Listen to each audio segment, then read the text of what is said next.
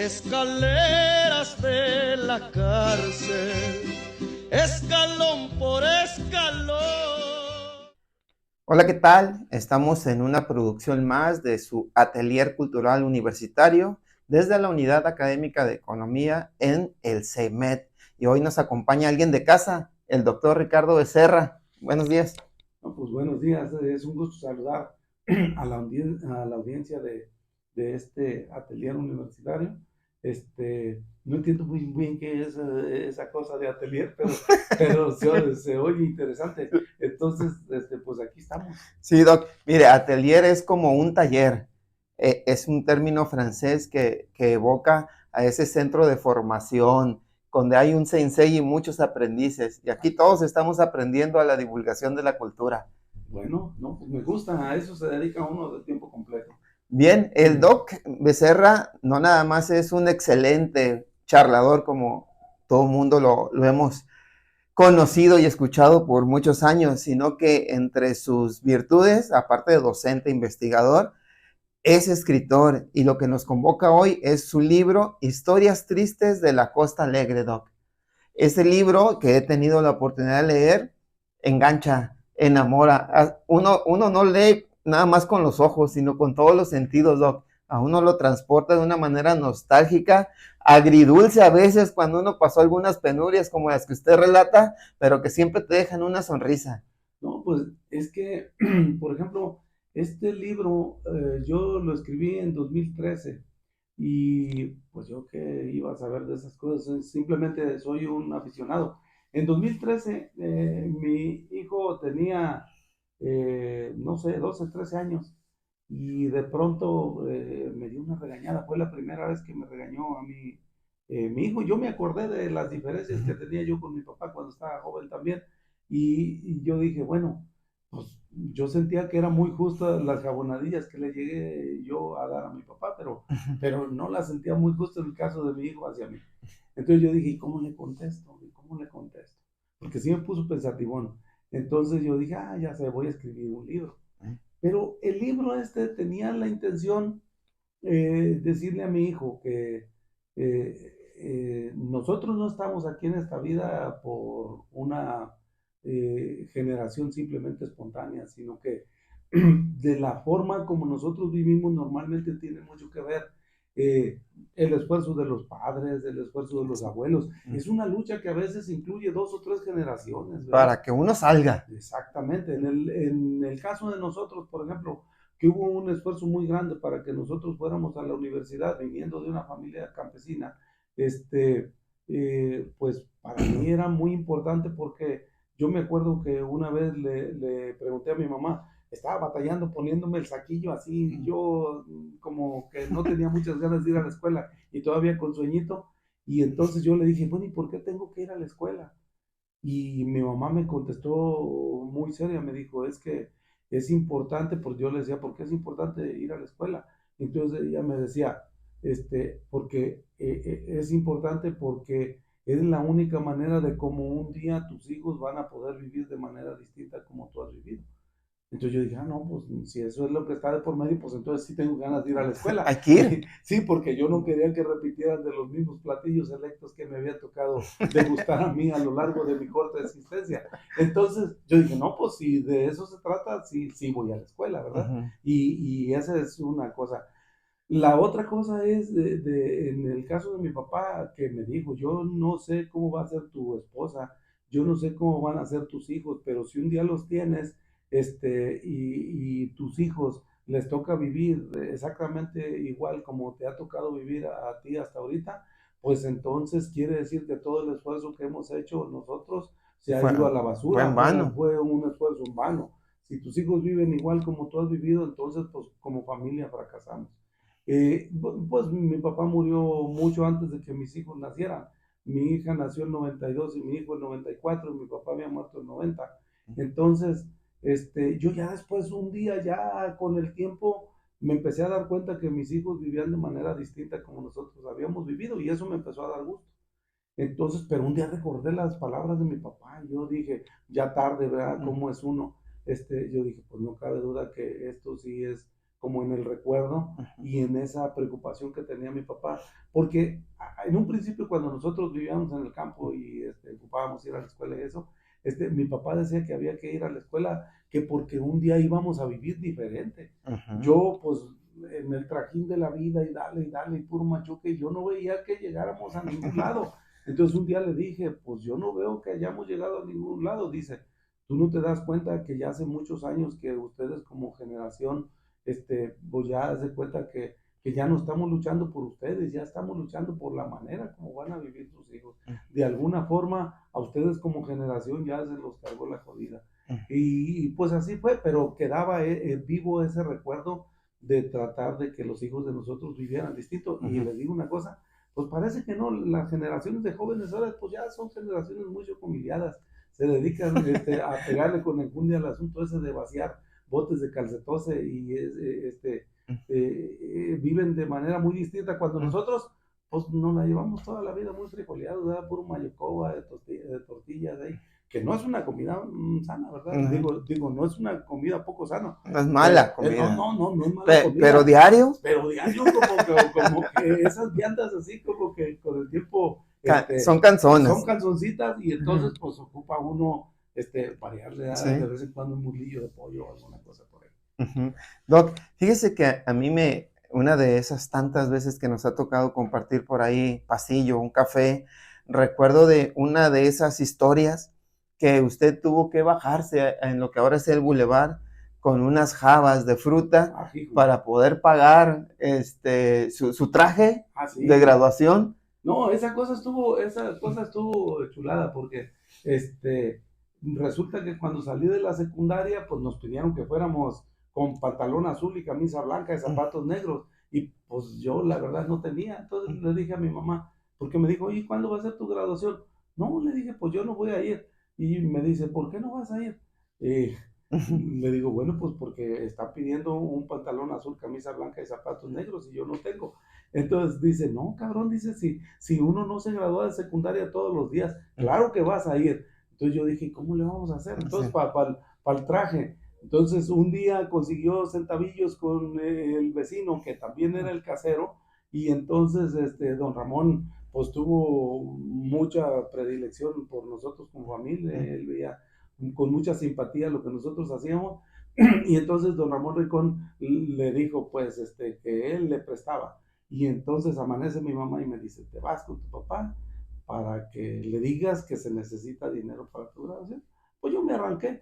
Ahí junto a la calle Brasil había un tope por un lado y por el otro del Boulevard de Pin Jalisco, entonces yo esperé el camioncito en el tope y me fui. Pues pasé a las varas. A las varas, allá a mi rancho, a la costa. Entonces ya pasé el viernes, el sábado, el domingo, y entonces el domingo pues yo le dije a mi papá cuál era el motivo del viaje, y entonces yo le dije pues, me dijo mi mamá que si había dinero, y me dijo muy serio, dice, pues no hay, o que la cosa, yo dije, pues ni modo, entonces ya me dijo, pero te digo una cosa, dice, tengo muchos plátanos machos, ¿no te quieres llevar unos cartones de plátanos machos? Yo me quedé pensando, y yo dije, bueno, pues como que son muchos para comer. No, dice, es que los maduran y los pueden vender. Ah, hijo. Entonces volví en la corrida, esa corrida que llegaba a Compostela, y entonces en la corrida traía como 6 o 7 cartones de detergente llenos de plátanos. De plátano. Y ya, estaba ahí, pasaba un día, otro. Mi mamá, pues, con los problemas propios de las mamás, ¿no? Los asuntos de la sobrevivencia y que carajo entra tal hora y eso. Pues éramos 10 y todos íbamos a la escuela. Entonces, un día me dijo, hey, ¿sabes qué? Ya están maduros los plátanos. Entonces yo dije, pues, vale. Había enfrente de la casa una muchacha a la que yo le dedicaba suspiros. De una forma o de otra, pues yo me sentía medio enamoriscado, y ustedes saben que el amor se expresa con dos síntomas que son infalibles de que esté uno enamorado, porque se quita el hambre y pega mucho sueño. Hay un tercer síntoma que no puedo decir en el programa, pero, sí. pero por ahí está. Entonces, pues yo me sentía calenturadón cada vez que veía a la muchacha. Y entonces ya me dijo mi mamá, te vas a ir a vender plátanos, órale. Y ya me arranco y mi mamá puso un pinche montón de plátanos, pero los había amarrado con un pedazo de estambre rojo del que usaban mis hermanas para sus trabajos en el kinder. Y entonces yo vi la mesa llena con los plátanos amarrados y con los moños rojos que había hecho mi mamá. Y pues yo decía, hijo de la fregada, bueno, ni modo, pues Pues vámonos vámonos. al comercio pequeño ambulante, no sé cómo se llama. Y ahí voy. No, pues ándale de que, pues iba yo saliendo con mi garbo habitual, cuando con la primera que me topo es con la Con muchacha, la che, pretensa. no, la pretensa, no, hombre, me miró como chucho garroteado. Ya, de ahí, ya el resto del día como que ya no tuvo mucho significado para mí. Pero de todos modos, ¿qué creen que aprendí yo? Aprendí yo que si en esta vida te pones a vender, aunque sea piedras, llega el momento en que las vendes, yo no sé por qué. Pues sí. Solamente hay que buscar a alguien Que necesite una piedra. extraño que ocupe una piedra y te la compra. Entonces, yo estuve vendiendo plátanos y dale para allá y dale para acá. Y ya después, pues cuando se acabó el primer montón, dijo mi jefa, si te arrancas por otro nombre, pues ya después era un pinche trailer bajando y subiendo a la costa, acarreando cartones de plátanos para vender. Y con el tiempo se nos fue quitando el hambre. Sí. Sí, ¿cómo no? Comíamos, vendíamos, traíamos feriecilla, Ajá. hasta para ver aquellas películas de mi compadre Van Damme, Ah, sí. porque eran los tiempos de Van Damme y la chingada. Yo nunca supe por qué miraba así, pero ya después hicieron una parodia de Van Damme y ya me di cuenta por qué hacía los oídos así cuando hacía fuerza. Pero bueno, son historias que yo le platico a la raza de ahora y se me queda viendo y la raza dice, estás inventando, ¿no? Oh, qué cabrones. Pues si yo no puedo inventar, yo por más que quiera, yo todas las cosas que les platico, todas las cosas, pues Sí. existieron. Claro, porque por ejemplo, otra de las que yo recuerdo, que se me quedó muy, muy marcada, porque esta sí es un poquito más triste, de aquella vez que le encargaron una refacción, ¿De cuál? que una vez le encargó una refacción a un amigo, creo que vendía paletas o nieve, Ah, no, un amigo que me encargaba que viera cuánto costaba una una moto. moto, sí. Sí, esas cosas. Fíjate que esa historia es la historia de las historias tristes y es una de las historias que a mí me costó más trabajo terminar. Ese libro yo ya lo había terminado Y y tuvo que darle otra vuelta. no, y no podía terminar y no podía terminar porque siempre empezaba a escribirla y me agarraba un llanto, La hijo de la caraja, nostalgia. que no se me quitaba muy fácil. Pero llegó el día en que terminé esa historia y yo le digo a la gente, mira, te voy a dar este libro, léelo. Y me dices, por favor, cuál es la historia más Que triste más de te este libro, impacta. porque el libro se llama Historias Tristes. Entonces, hay veces que me dicen una u otra. La verdad, todas son historias muy tristes. El libro está dividido como en tercios. El primer tercio era el tiempo que no nos tocó vivir a nosotros, porque era el tiempo de los abuelos, cuando había la hacienda, recién el reparto agrario y eso. En la segunda parte ya es cuando se formó mi familia, cuando nosotros o mis hermanos mayores estaban chiquitos. Pues yo me acuerdo que yo era el hijo número 5 cuando nací, En pues puro en ya medio. sabía, sí, ya había otros hermanos y hermanas, y pues yo veía los apuros de cómo vivía mi papá. Siempre me imaginé que los esmeriles, por ejemplo, valían mucho dinero porque los traían como de otro planeta, pues yo los veía raros y los llegabas a quebrar y luego te jodían y te No, jodían y hombre. te jodían feo. Y yo pensaba, yo dije, pues es que es normal, yo pensaba que valían millones de pesos. No, hombre, pues nada, muchas veces los papás no podían ir a trabajar porque no tenían para comprar un esmeril. Ujú. Yo me acuerdo, por ejemplo, cuando una vez mi papá tenía una camisa y mi mamá le lavaba la camisa cuando llegaba de trabajar y la ponía en una silla para que se ¿Vas a secara, sacar? para que se la llevara el día siguiente. Entonces, pues yo no sé cómo no se les ocurrió ir a pedir fiado o algo, conseguir otra Para camisa. comprar dos. Bueno, ya con dos ya se vale, ¿no? Pero entonces mi mamá un día la lavó, la atendió en el respaldo de una silla y la dejaron como siempre enfrente de la hornilla, para que con el calorcito de la hornilla. Se Bueno, secara más rápido. la casa, pues era una casa de paredes de adobe y resulta de que al otro día se levantaron temprano, fueron a ver y no había nada, solamente cenizas. Entonces resulta que se Del consumió fogón. la silla y la camisa. Ah, qué la cosa. Entonces, pues mi jefe al día siguiente descubrió que no tenía camisa porque se había quemado. y solamente había cenizas. Entonces mi mamá dijo, pues ni modo, ahorita vengo, voy a ir a pedir fiado allá a la tienda donde nos fiaban en el rancho. Fue y le compró otra camisa parecida a la que se había quemado. Y otra vez mi papá tenía una camisa que había que lavar diario. Entonces yo digo, si la hubieran ido a comprar el día anterior, pues hubiera tenido Y dos, no se ¿verdad? hubiera Y quemado. no se hubiera quemado. Y la deuda era la misma. Sí, y la cosa de que la cuenta de todos modos en aquellos tiempos que hablaban ya el advenimiento de estas eras de Coppel, pues ya se hubieran evitado tantos problemas. Pero así era la vida, así era la vida antes. Estaba yo buscando la historia de esta, que por cierto me propongo compartírselas a la audiencia, para leérselas y pues, ¿qué les parece a ustedes? Sí, no, mientras se encuentra el texto, el Doc Becerra les vamos a ir compartiendo a nuestra audiencia que vamos a generar un código QR que ustedes pueden escanear con sus dispositivos móviles y los va a llevar directamente a el libro de historias tristes de la Costa Alegre del doctor Ricardo Becerra, que va a ser un descargable gratuito para que estén atentos. Y fíjate que con eso que estás diciendo, yo quiero decirle a la gente que eso no es cualquier moco de guajolote. Esa cosa es una cuestión que la tecnología misma está permitiendo y que permite, por ejemplo, compartir este tipo de textos con la gente, porque ya ahora, pues, como que es más difícil el asunto de mandar a hacer un libro en papel y eso, porque, pues, va a, implicando sobre todo un costo que a veces no puede uno sufragar, ¿verdad? Entonces, pues aquí está. Si quieren, pues hacemos Sí. hacemos ¿cómo se Una llama? lectura comentada. Ahí les va. Esa historia se llama Morir sin haber nacido. Algún día en confianza les voy a platicar cómo estuvo realmente. Ustedes saben que uno tiene que, pues es el trabajo del que escribe, ¿verdad? Sí. Este libro, también después de grabar el programa, les voy a decir, cuando yo terminé de hacerlo, se lo dejé a mi esposa encima de la mesa y le dije, lo lees. Y entonces, cuando volví de la escuela, porque yo daba clases temprano, cuando volví, vi que estaba la misma carpetita y yo dije, no lo leyó. Y entonces al rato cuando estaba almorzando, que ya casi era comida, le dije, ¿leíste el libro? Y me dijo, sí.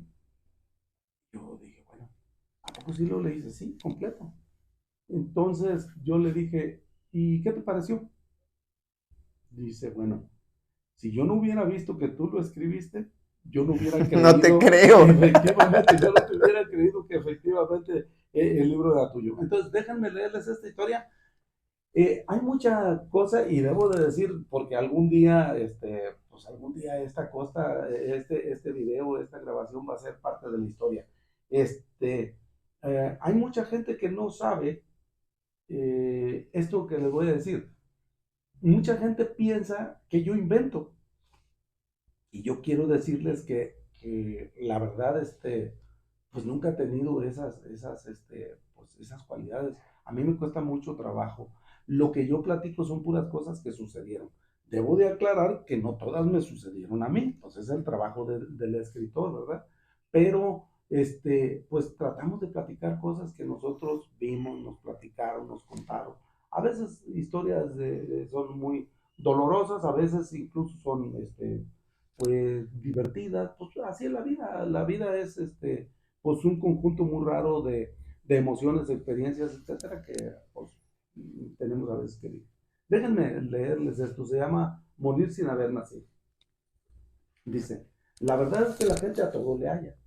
De todo encuentra razón para hacer comentarios que hieren o que exponen a la víctima al escarnio público. De esa forma se sabe de aquel que se casó con la muchacha que padecía secuelas de poliomielitis y que ante la burla de los conocidos y amigos optó por excusarse del asunto a partir de decir simplemente, no la quiero para jugar carreras. Al mismo tiempo no faltó el desquacerado que inventara la historia de que el par de tuertos del pueblo habían intentado entrar al cine pagando un solo boleto, alegando que la tarifa abarcaba un par de ojos, por lo cual sentían el derecho de acogerse a dicho beneficio, mientras que en el extremo de la ironía a los más prietos del pueblo les han ido asestando nombres como el del dólar, mientras que mi vecino, no le han puesto más sobrenombre que el del prieto. y así se ha hecho famoso incluso desde el día en que se le ocurrió meterse a vender paletas que compraba en las varas en la paletería de Doña Chicha e irse a venderlas por los pueblos de la costa. Alguna vez recuerdo haberlo alcanzado en una loma en la que había nanchis llevándose a la boca las frutillas maduras que juntaba del suelo, mientras que de aquello que semejaba a una pequeña caja de abejas goteaba el jugo de las paletas que junto con el agua del deshielo resbalaba hasta llegar al lodo en que las lluvias habían convertido el polvo del camino.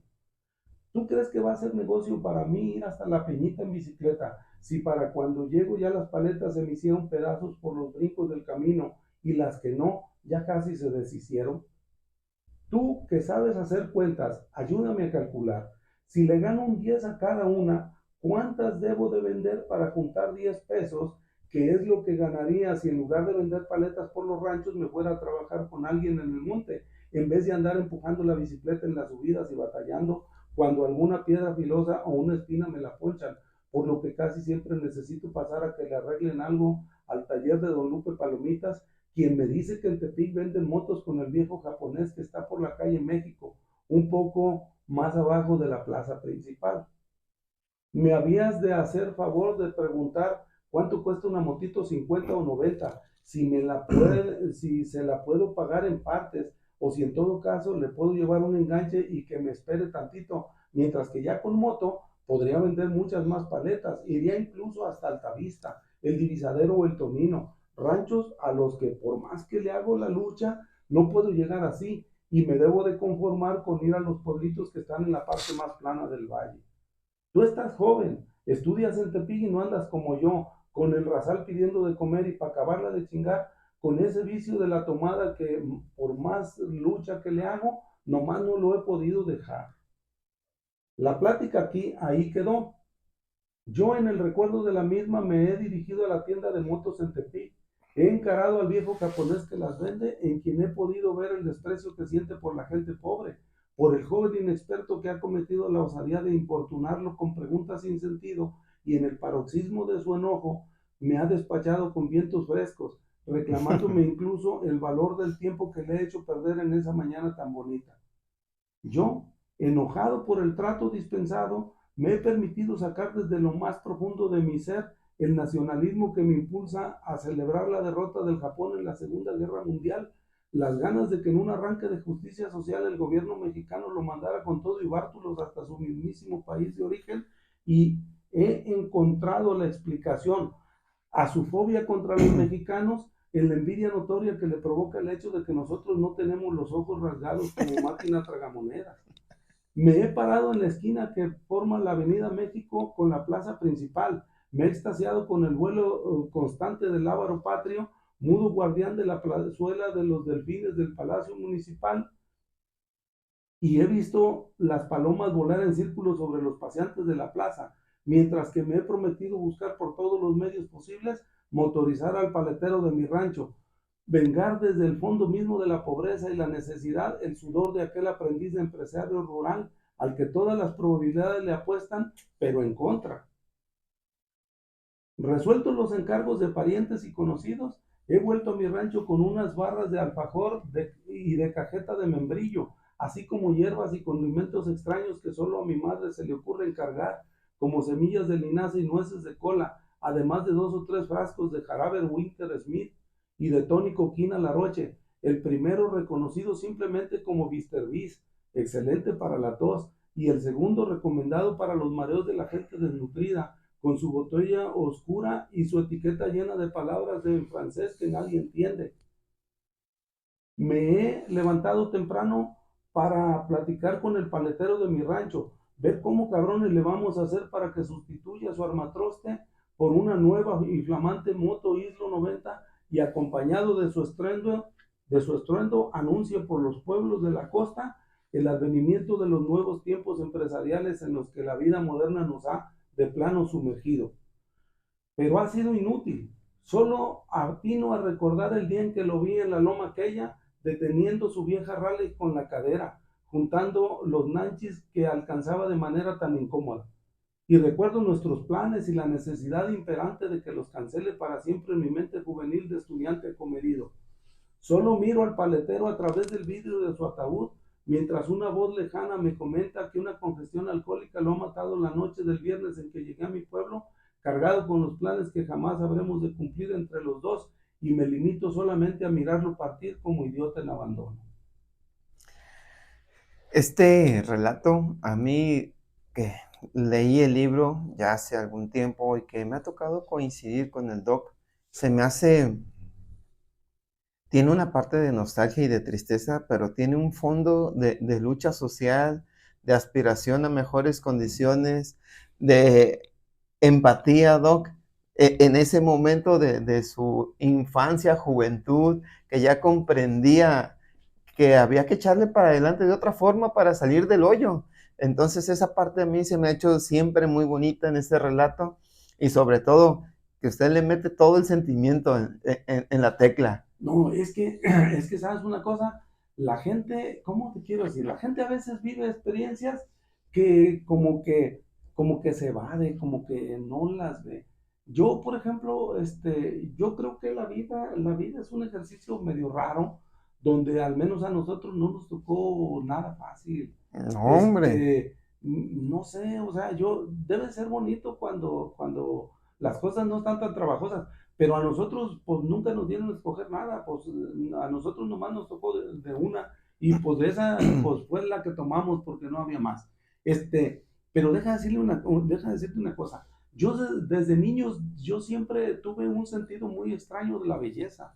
Este, Desde que era niño era un problema para mi mamá, yo era el hijo número 5, y mi mamá se daba cuenta inmediatamente cuando a mí una muchacha se me hacía bonita. Y era un problema para mí, o sea, porque la verdad, Porque le daba sueño. me daba sueño, se me quitaba el hambre y también me pegaba con fuerza El tercer síntoma, que síntoma. no se puede decir en este programa, pero ya después se los Platicaré. comento. Pero te digo que yo desde niño estuve enamorado de una muchacha que, que luego ella, pues, aunque no lo crean, me correspondió, ¿verdad? Ay, joder. Pues claro, porque ella misma, pues ya ven cómo son las muchachas en los ranchos, ella misma cuando se dio cuenta, mi mamá le dijo, porque estaba en el potrero de mi papá, estaban ensartando tabaco, yo era un niño, y entonces yo veía a la muchacha, yo veía a la muchacha, yo veía a la muchacha, y mi mamá un día me dijo, se te está haciendo bonita, ¿verdad? Entonces yo volteé, pues me sentí descubierto, yo volteé y le dije que sí. Bueno, entonces, la muchacha dijo, no, pues eso no tiene problema, pues somos novios. Entonces, ella declaró que éramos novios. Ay, qué hubo, Ella. ¿eh? Entonces pues yo ya Pues iba, avísame. no, pues yo ya iba con ese motivo, ya después yo me acercaba y ella me decía, novio que me traes el hilillo, novio que tráeme más hojas de tabaco, novio, que tráeme el bule del agua. Y yo andaba encacerado todo el día Sí. en ese papel, que De ahora ha proveedor. sido muy vilipendiado del asunto del hombre proveedor y esas cosas. Entonces, pues ándale de que, pues el asunto es que yo me acuerdo que estuve hasta con calenturita por ese asunto de enamoramiento, pero pues las cosas no terminaron bien porque resulta que la muchacha se murió, ¿verdad? Pero, pues esa es la historia que les quiero platicar. ¿Saben? A la gente que vea esto, a, con los escritores, también tengo un pleitecillo, porque yo no entiendo cómo un escritor hace una historia que la escribe en 500 hojas, cuando yo creo que una historia se agradecería que en lugar de 500 hojas la escribiera en 3 o en 4. Eso es lo que yo no entiendo. A mí me dicen, oye, ¿no puedes escribir una novela? No, no puedo, porque lo que yo quiero decir me resultan suficientes 2 o 3 páginas. ¿Y para qué entretengo a la gente más?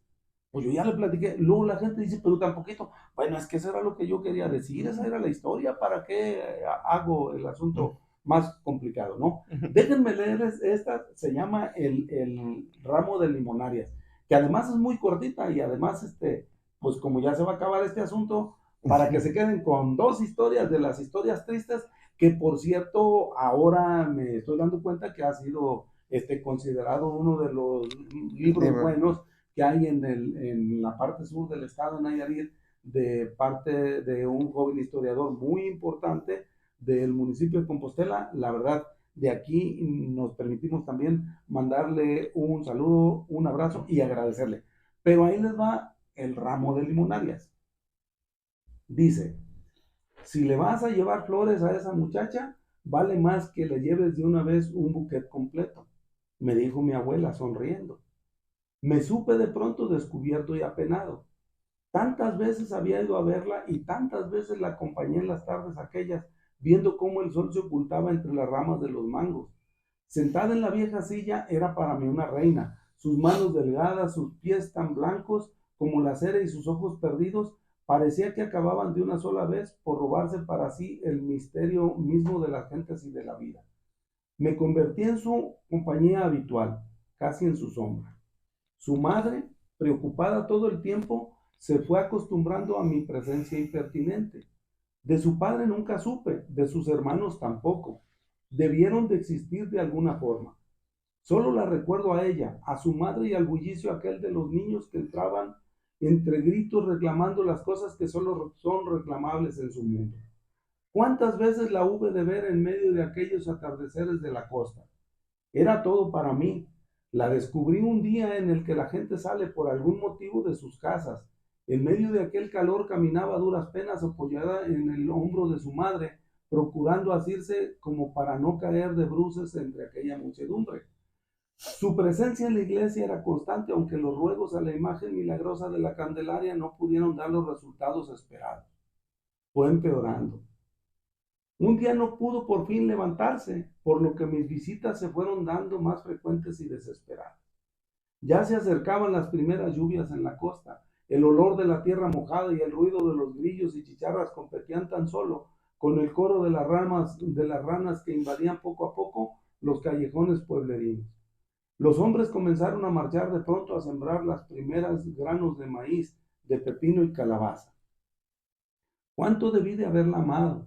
Con las flores en la mano me acerqué a la silla donde descansaba recargada en la pared de adobes. Pude ver su tristeza y advertí una palidez mucho más acentuada que iba inexorablemente apoderándose de ella. Su desgano era evidente y su fuerza se advertía casi nula. Puso el buquet sobre sus piernas. El pelo le caía, húmedo aún, sobre sus hombros y sus brazos. ¡Ay de aquella cabellera rubia tan larga y tan hermosa! Juré no separarme de ella. La besé, le tomé su mano y la invité a caminar justo a mi lado. Había tantas cosas que ver, había tantas ilusiones entre ambos que no pude más que declararme su profundo admirador, su enamorado. La he bañado temprano para que la encuentres bonita, dijo su madre. Dile que la quieres. Ruégale que se ponga de pie. Es tan bonita mi niña, es tan bonita. Y salió deprisa con las manos cubriéndose la cara para no mostrar el llanto a su princesa. Yo salí triste. No pude soportar aquel momento. Ya no volví más ese día. Murió 2 días después. Las vecinas anduvieron por el pueblo aclamando por ayuda para improvisar aquel velorio. Sus dedos entrelazados sostenían un ramo artificial de flores blancas. No eran diferentes a las lágrimas de su madre, de sus hermanos y las mías. Al partir, el viento arrastró su pelo fuera de la caja. Lo vi por última vez antes de que su madre lo acomodara nuevamente. Con qué cuidado, con qué amor lo fue posando nuevamente a los lados de su rostro, con cuánto amor acarició su cara, cuánto dolor manifestaba ella al decir una y otra vez, mi niña, ay mi niña, ¿por qué ella? ¿Por qué? Los cirios fueron apagándose solos por la mañana, poco después de que la llevaran a ocupar su última morada. ¿Por qué habrá muerto en la flor de su adolescencia? ¿Por qué habríamos de haber sido tan pobres? ¿Qué habrá sido por fin aquello que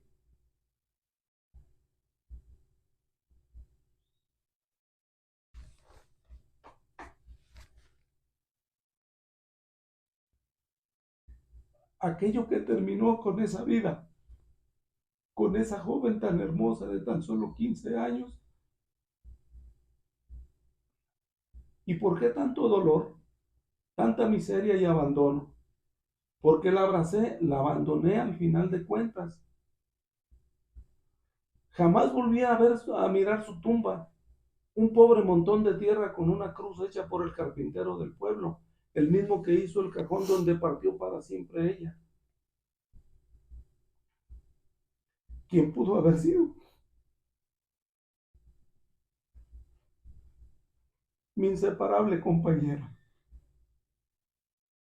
Jamás la vi de nuevo, jamás pude aceptarlo, porque nunca cupo en el corazón de un niño de 5 años el enorme abandono de su muerte, porque desde entonces camina junto a mí y está a mi lado. Bien, aquí en palabras del autor de Historias Tristes de la Costa Alegre. Estos relatos que han sido muy reconocidos en la costa de Compostela, en Bahía de Banderas, en el pueblo natal del doctor Ricardo Becerra, Las Varas, Nayarit, y que nos comparte y que de un gesto muy noble de su parte va a estar a disposición de manera gratuita en la parte final de este programa, en los agradecimientos, ahí se generará un QR descargable directamente. Doc, muchas gracias por tanto y por todo. Y sabe que aquí en el Atelier Cultural, su amigo Gerard Ramos, Mario Jauregui en las cuestiones técnicas y la Unidad Química de Economía, que es su casa, estamos agradecidos con usted. Vale, Hasta la que sigue. Y un saludo.